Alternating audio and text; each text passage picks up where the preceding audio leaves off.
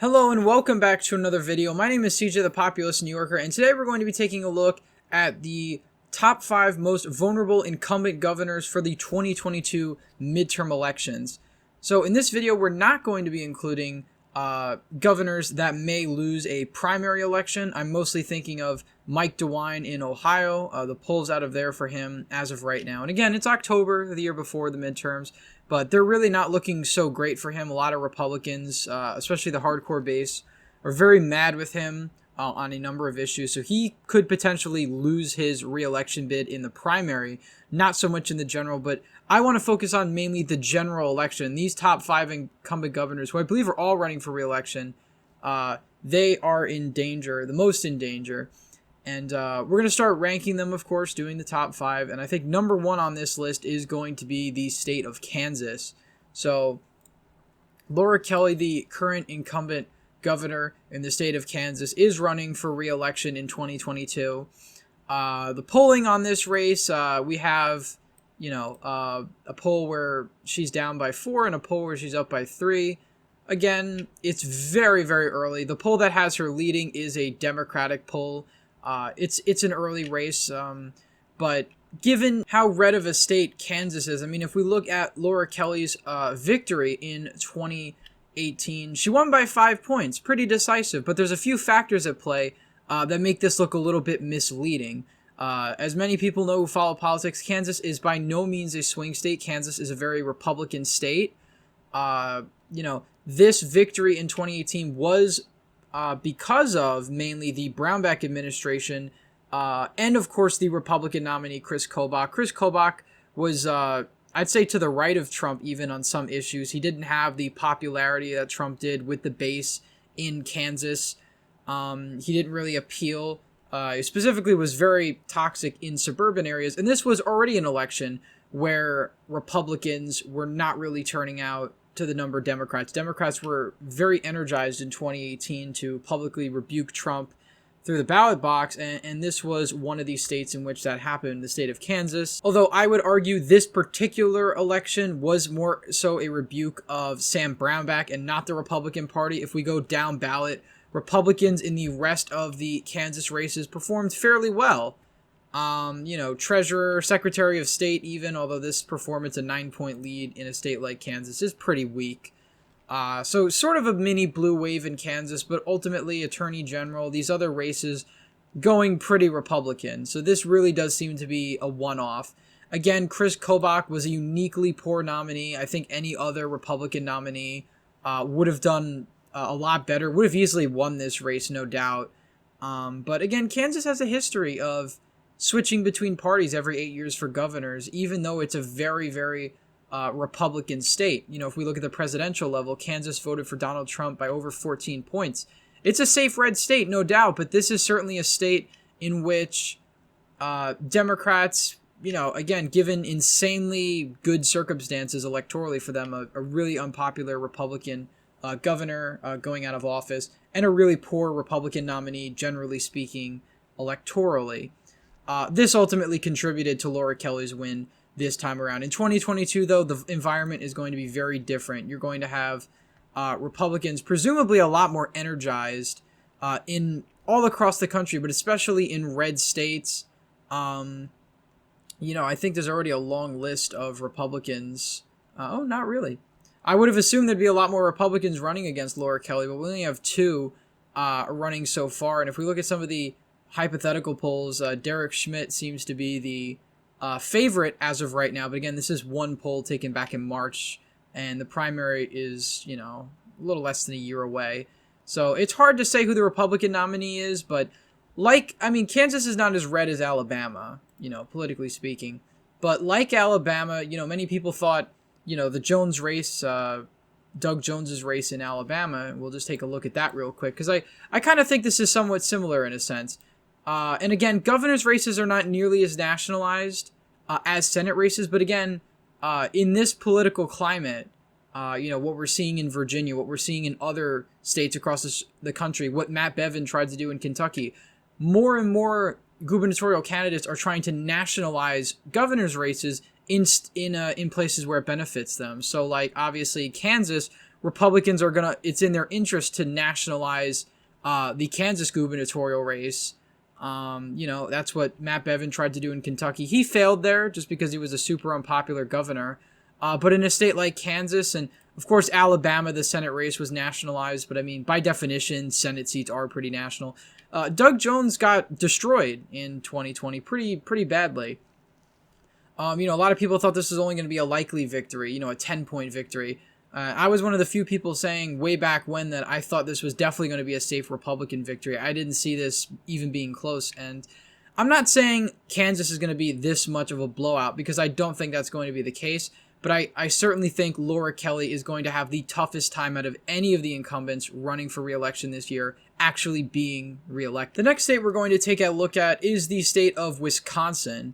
Wisconsin lately has always been a pretty close state now, ever since 2016. If we go back to the 2018 gubernatorial race, incumbent governor Tony Evers, well, then non-incumbent, he beat Scott Walker by a margin of 1.1%. This was one of the closest governor's races in the entire country back in 2018. I think it actually was the closest. Yeah, this was the closest governor's race in the entire country, even closer than the Georgia gubernatorial race, which is a margin of 1.2. This was a margin of just 1.1%. So, Tony Evers unseating an incumbent Republican governor in a blue wave year, it was still a very close race. Wisconsin has been getting very close lately, and I think this is something you're going to see more often. And I think because of this nature, and again, we can look at the 2020 election results as well for confirmation of this. Wisconsin was one of the closest states in the 2020 election, a margin of just 0.6% for Joe Biden.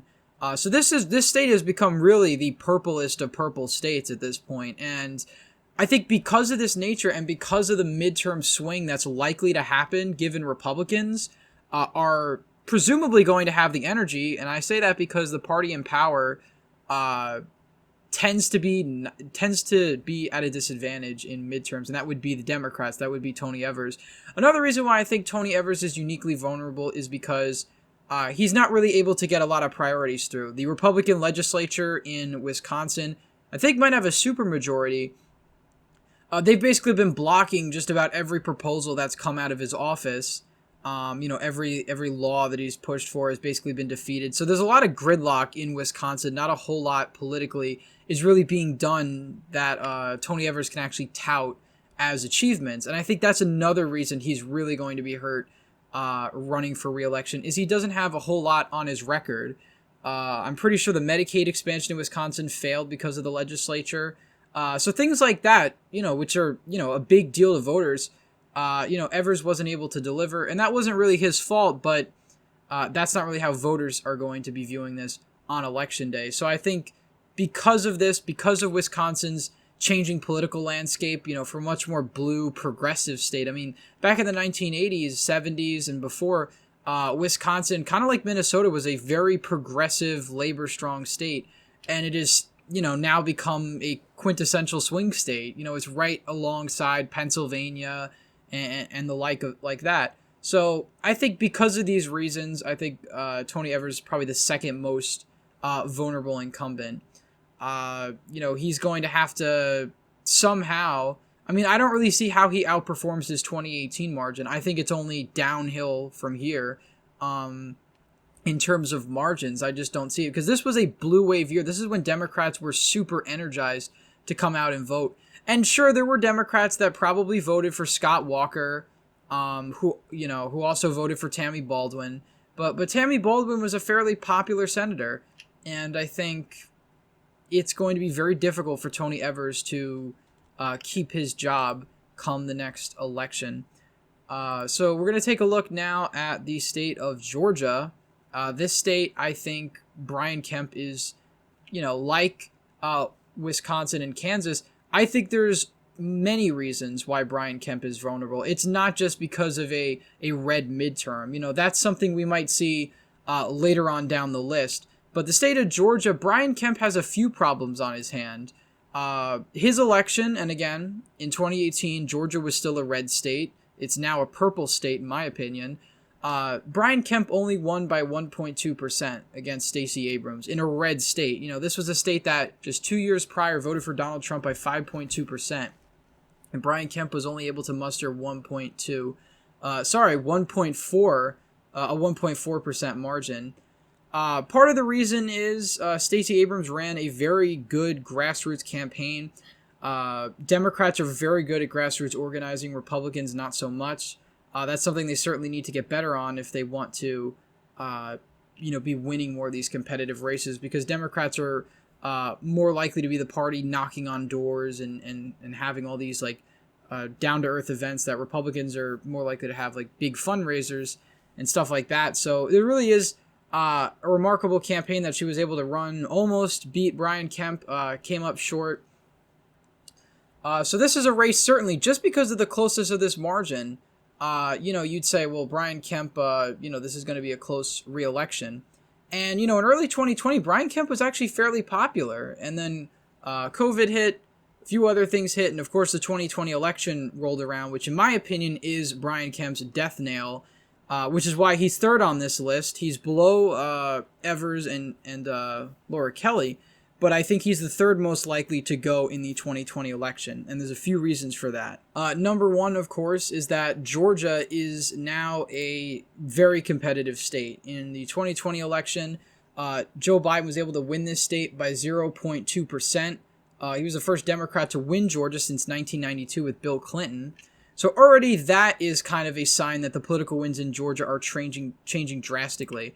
But if we take a look at the shifts from 2016, in terms of how much these counties swing either Republican or Democrat, the most populous counties in Georgia swung the largest to the Democrats, the Atlanta metro area. Some of these counties are swinging 14, 9, 12, 16 points in favor of Joe Biden and the Democrats, Gwinnett County, Cobb County, all of these counties that were once Republican strongholds. So this is probably the biggest reason, is that urban metro Atlanta is running in droves away from the Republican Party. These were counties that were historically Republican, Gwinnett and Cobb. Even back in 2012, voted for Mitt Romney by high single digits.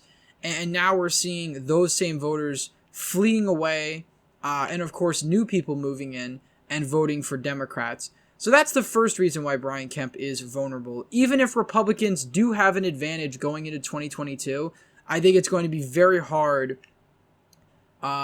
given how fast Georgia is trending blue. Democrats have had an outstanding voter registration effort in Georgia, which was part of the reason why it flipped in the 2020 election, because after Stacey Abrams lost in 2018, her whole mindset was to register as many voters as possible in the state, and she did a really good job at that since the state ended up flipping blue. Another thing is, Brian Kemp is not popular with the base at all. In fact, if we look at the Georgia election page on Wikipedia, there are a lot of Republicans who want to primary Brian Kemp, and there's already 3 declared candidates that are running against him. We also have more potentials. David Perdue apparently is a potential. I don't think he's going to run. And you have a couple of others, notably Verdon Jones, who was a Democrat, a Democratic legislature. I think he's a legislator or something in the state of Georgia. He flipped parties, became a Republican, is now running to primary Brian Kemp. I don't know if we have any polling in terms of the Republicans. We do. In these polls, Brian Kemp is leading. And I think ultimately he'll win, but there's going to be, I think, enough Republicans not excited to vote for him that it's really going to hurt him. Even if he gets 70% in the primary, this is a state where every Republican vote matters for a Republican victory. And I think Brian Kemp, again, a lot of it went down to the 2020 election and the drama that happened with that. The Trump base was very mad at Brian Kemp for saying he didn't do enough to try and secure Trump's victory in the 2020 election, even though he didn't really have any power to do anything about that. So that's really what is hurting him. The base is divided against Brian Kemp. Especially Trump actually held a rally in Georgia, I think about a week ago, where he almost implied that he'd rather Stacey Abrams be the governor of Georgia instead of Brian Kemp, because, Trump takes a lot of these things very personally. So that just goes to show you how some of the hardcore Republican base feels about Brian Kemp. And I think at the end of the day, the vast majority of them will vote for him in 2022, but they're not excited to vote for him. And I think that's really going to hurt him coming into this midterm, given that this state already is deep purple now, and he needs every vote he can get. And that discontent with the base really might hurt him. So another state that I think is going to be the fourth most vulnerable incumbent on our list is going to be Gretchen Whitmer out of the state of Michigan. So Gretchen Whitmer has, the Trump base really does not like Gretchen Whitmer, because of the lockdowns, things like that. Generally, that's the main reason why Gretchen Whitmer is despised by the Republican base in Michigan. Any 2022 red wave year is certainly going to be a lot of trouble for her. Now, she was able to win her past election by around 9 points or so, which is a solid margin. Again, this was a blue wave year, so it's not really surprising. Again, she came off the back of a fairly unpopular Republican governor in Rick Schneider. He was, largely implicated in the Flint water crisis, where the water was basically poisoned. Unsafe to drink, and his administration didn't really do a whole lot about it. So that was kind of his legacy, mainly in Michigan. Gretchen Whitmer comes in 2018 in a blue wave year. And, if we look at the polls now in the state of Michigan, they're pretty close. Wikipedia doesn't have all the polls, I believe, or they have a decent amount. But Gretchen Whitmer is struggling in some of these polls. She's only pulling off 1 point. Obviously, Trafalgar's a right-wing poll. She's losing in both right-wing polls. We only really have 2 objective polls, but she's pulling off margins that, Michigan polling-wise is not sufficient to win the state. Again, Biden was pulling ahead by much more in the 2020 election, and, Hillary Clinton was pulling ahead by around 7 or 8 points in the aggregate in 2016, and she still lost Michigan. So I think as of now, of course, she's in better shape than, say, Laura Kelly or Tony Evers, but she's certainly down on the list to be a vulnerable incumbent. Republicans are putting a lot of money into trying to take her down. James Craig, who is the former head of the Detroit Police Department, I think is the leading Republican. He seems to be doing the best in the polls. He's likely to be her opponent. And we'll see how that pans out. But I think because of the divisive nature of, her COVID handling, she had a bit of COVID hypocrisy, kind of like Newsom did as well, which really angered a lot of voters in the state of Michigan, not just Republicans, but Democrats as well. And of course, higher Republican turnout is certainly going to be bad news for Gretchen Whitmer because she needs every vote she can get. Now, if we go back to the 2020 election, Michigan was not, nearly as close as a place like Wisconsin or Georgia, but it was still less than a 3-point margin. Joe Biden got over 50% in the state of Michigan like he did in Pennsylvania. That's decent, but, it was still a fairly close state. It was the closest state, second closest state in the 2016 election. But if we take a look at the Michigan Senate race, that was even closer. That was an incumbent Senator, Gary Peters, who, to be fair, didn't really have a whole lot of name recognition. He fell short of 50%, and John James only lost that race by 1.7% against an incumbent Democratic senator who wasn't really that unpopular. And if we look at just some of the counties, for instance, like Kent County, which is home to Grand Rapids, which is a Republican stronghold in the state, Biden was able to win this 52-46. John James, Republican, won this county by around 0.4%. So he overperformed Trump in a lot of these suburban areas, but of course his weakness was rural areas. Gary Peters did a lot better in these rural counties than Trump did. If he was able to do just as well in the suburbs and the rural counties as Trump, there's no question that John James probably would be the senator out of Michigan right now. He lost by less than 100,000 votes. Michigan is certainly a state that is up for play. And funny enough, this is the first time. No, it's not. This is the second time in a row. But Michigan voted right of the national environment again in 2020, even with this nearly 3-point margin. So, again, in 2012, 2008, 2004, 2000, Michigan was voting to the left of the national environment, and now it is voting to the right. So that is really interesting about Michigan's political future. So that's one of the reasons why I have this as the fourth most vulnerable incumbent in Gretchen Whitmer in Michigan. And finally, we go to the fifth most vulnerable incumbent, in my opinion, and that is Steve Sisolak out of the state of Nevada. Now, Nevada's kind of going under the radar, in a sense, in the midterms. The Senate race is getting a lot more coverage. But I certainly think that, you know, we have polls out of Nevada as of right now. Adam Laxalt appears to be leading them. In fact, he's led, I think, every poll with Catherine Cortez Masto thus far.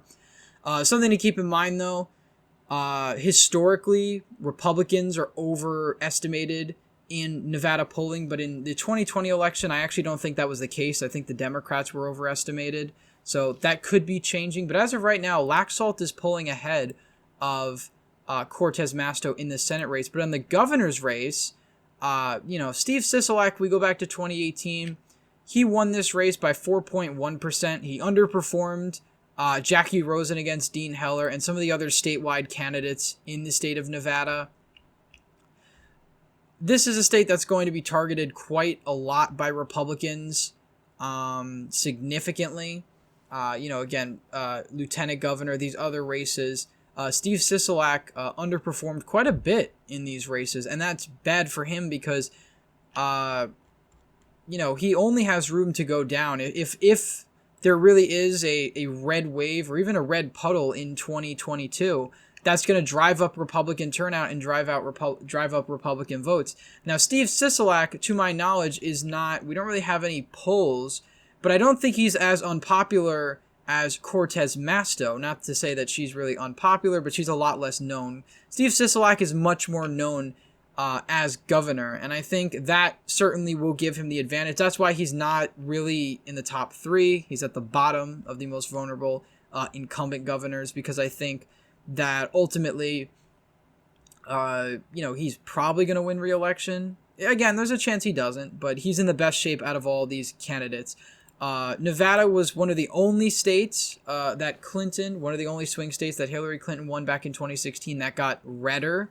The rest of those states, New Hampshire, Minnesota, Colorado, they all got dramatically more Democratic. But Nevada was the exception to this. And I think one of the main reasons why is because Nevada is seeing a huge amount of out-of-state migration, particularly from California. And a lot of these voters are voting Republican. This is the opposite of what you see in places like Texas and Arizona. While those states are trending blue, partly because of people moving into them from other states, bluer states, Nevada seems to be trending red. Nevada has been getting redder on the presidential level since 2008 consistently. And obviously 2020, it was almost the same as 2016. It was really like 0.02% redder. But I still think it's very significant because Republicans held their own in Nevada and actually got 47.7% of the vote. That's the highest percentage that Republicans gotten in Nevada on the presidential level since 2004. So that really goes to show you that Nevada is trending red. And if that's the case and that this trend is continuing, I would expect it to continue trending red in 2024. So that's the main reason why I think Sisolak is particularly vulnerable. It's not so much him himself, but it's the trends, the political trends in his state. Again, I'm not familiar with Nevada politics, so I don't know if he has any scandals or anything like that. Maybe that would move him up in this ranking. But as of right now, he's the fifth most vulnerable incumbent in the 2022 elections. Obviously, I could go down the list and really rank all the races, but I don't really think there's any point in doing that. If I was to make a sixth vulnerable incumbent, I'd probably put Maine Governor Janet Mills in that category, because for whatever reason, Paul LePage is actually polling not terribly for a Republican in the state of Maine, and I think part of that is because he has decent name recognition. He was a governor for 8 years, so that could be contributing to it. But again, I still think that race is probably going to go Democratic. I don't think Janet Mills is that vulnerable, although that could be a shock election night on the midterms. So anyway, guys, I hope you enjoyed this video. Please leave a thumbs up if you enjoyed. Subscribe to the channel. Hit the bell notification so you don't miss any new videos. And again, thank you all for watching, and I hope to see you in the next one.